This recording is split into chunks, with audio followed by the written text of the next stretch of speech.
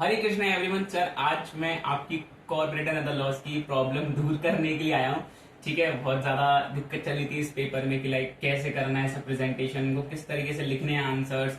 इसको मैं अपनी सर्टिफाइड कॉपी के थ्रू आपको बताऊंगा। खैर इस पेपर में ना लिटरली ये बहुत ज्यादा अच्छा पेपर है जहां पे आप बहुत अच्छे मार्क्स स्कोर कर सकते हो। हमको तो ये चीज नहीं बताती है सर, हमने बहुत ज्यादा मार्क्स कटवाए, लेकिन आपको मार्क्स नहीं कटवाने हैं। आपका पेपर जब भी हो कोई दिक्कत कोई मैटर नहीं करता। लिटरली मैं बता रहा हूँ, ये चीजें स्टेप फॉलो करोगे ना, आपकी प्रेजेंटेशन प्लस सबकी जो मार्क्स में आपके मिलने वाले कटेंगे, कहीं भी नहीं कटेंगे। सबसे पहले मैं बता दूं यार, अब तो एमसीक्यूज आ गए तो प्रैक्टिस करना है एमसीक्यूज ज्यादा से ज्यादा, जिससे कि एमसीक्यूज में मार्क्स अच्छे मिले।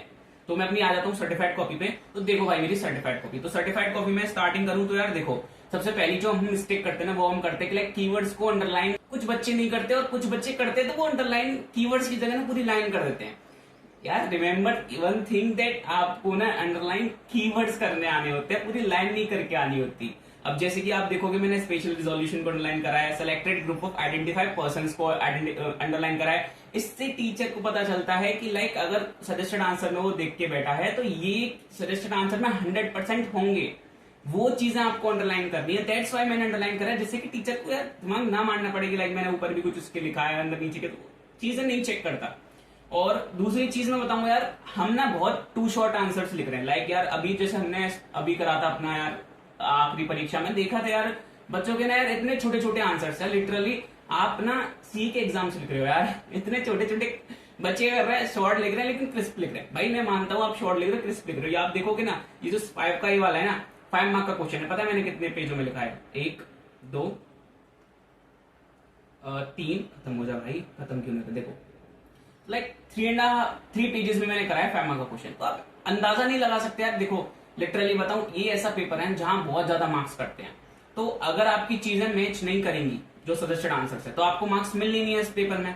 तो इसके लिए आप क्या करोगे? इसके लिए आप क्या करोगे, जो आपको क्वेश्चन लिख रहे हो ना, आप उस क्वेश्चन से रिलेटेड जो भी आ रहा है, कुछ भी मतलब उसे रेलिवेंट ही होना चाहिए भाई, कुछ भी मत लेके आना। मतलब उस क्वेश्चन से रेलिवेंट जितनी भी चीजें आ रही हैं जो आपको लगता है कि लाइक ये चीज हो सकती है, वो आपको उसमें लिख के आनी होती है। लाइक जैसे कि मैंने एक क्वेश्चन करा था, मेरे को नहीं पता था मैं इतना बड़ा कर दूंगा, बट मेरे को लग रहा था चीजें इससे रेलिवेंट है और टीचर ने एक्चुअली में मार्क्स दिए हैं। ठीक है, जैसे कि देखो ये चीज उसको लगा कि रेलिवेंट नहीं हो सकती तो उसने इतना मार्क्स नहीं लिखे, लेकिन जो चीजें रेलिवेंट होंगी उसने देखो मार्क्स दिए 0.5।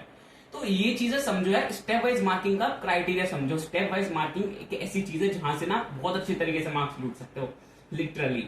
तो अगली पता है गलती हम लोग क्या कर रहे हैं? हम लोग गलती ये कर रहे हैं कि लाइक एनालिसिस एंड कंक्लूजन को हम मिक्सअप कर रहे हैं, अच्छे तरीके से नहीं लिख के आ रहे। यार आप मानोगे नहीं यार, ये तो ना इतनी ऐसी मिस्टेक है जो सब सब लोग ही कर रहे हैं, पता नहीं क्यों कर रहे हैं यार। देखो मैं अपनी सर्टिफाइड कॉपी में दिखाऊंगा। देखो मैंने जैसे लिखा है, सबसे पहले जब मैंने स्टार्टिंग करी है, thus with the help of the above proviso stated above it is concluded that, ये एक ऐसा वर्ड है जहां से आपको स्टार्टिंग करनी होती है जब आप अपना एनालिसिस चालू करोगे।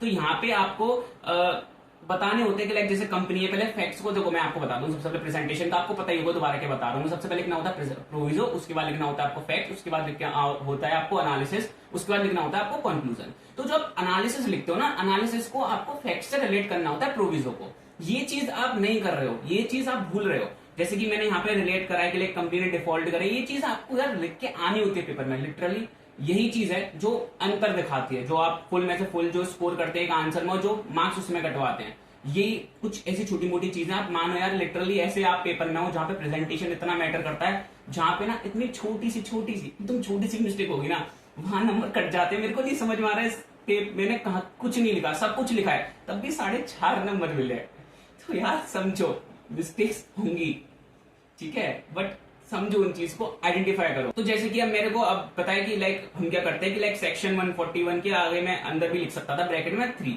बट मैंने नहीं लिखा, मैंने पूरा लिखा है as per the proviso of sub section 3 of section 141। तो ये पूरी चीज लिख के आनी होती है, मैंने उसके नीचे रूल्स भी लिखा है, अगर याद है तो तब लिख दोगे।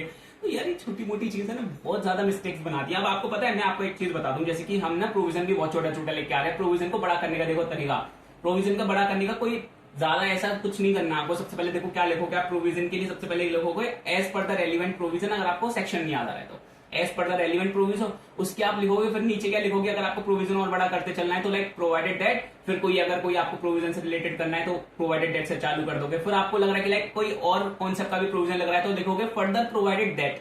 फिर अगर आपको लग रहा है कि और आ रहा है तो फिर आप लिखोगे प्रोवाइडेड ऑल्सो या ऑल्सो प्रोवाइडेड दैट, ऐसे करके स्टार्टिंग करनी। अब कुछ क्वेश्चंस क्या होते हैं जिनमें यार हमको अपनी खुद की एजम्पशन लेनी होती है। जैसे कि यहाँ पे देखो इस क्वेश्चन को आप देखोगे वाले क्वेश्चन में, तो यहाँ पे मैंने लास्ट में एजम्पशन भी लिखी है।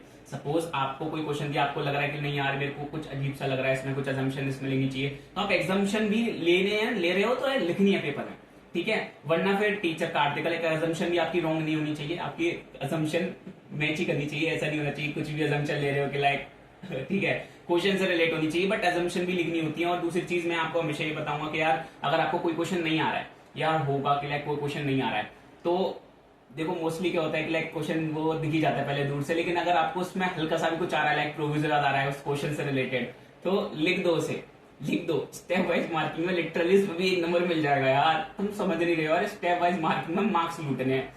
ये ना यही चीज है कि लाइक तुम कितना भी अच्छा लिख गया हो, तुमको इसमें फुल में से फुल मार्क्स मिलने नहीं है अनलेस एंड अनटिल तुम बहुत बहुत बहुत तगड़ा आंसर लिख के आ रहे हो। तो ये चीज समझो, बाकी करो पढ़ाई यार। मैं हूं, अगर कोई दिक्कत है तो टेलीग्राम या लिंक्डइन या फिर इंस्टाग्राम, जहां पे भी आपको मैसेज करना है कर देना, मैं आपको रिप्लाई कर दूंगा अपने हिसाब से। बाकी मिलते हैं आपसे अगली वीडियो में, चैनल को सब्सक्राइब कर लेना। हरे कृष्ण।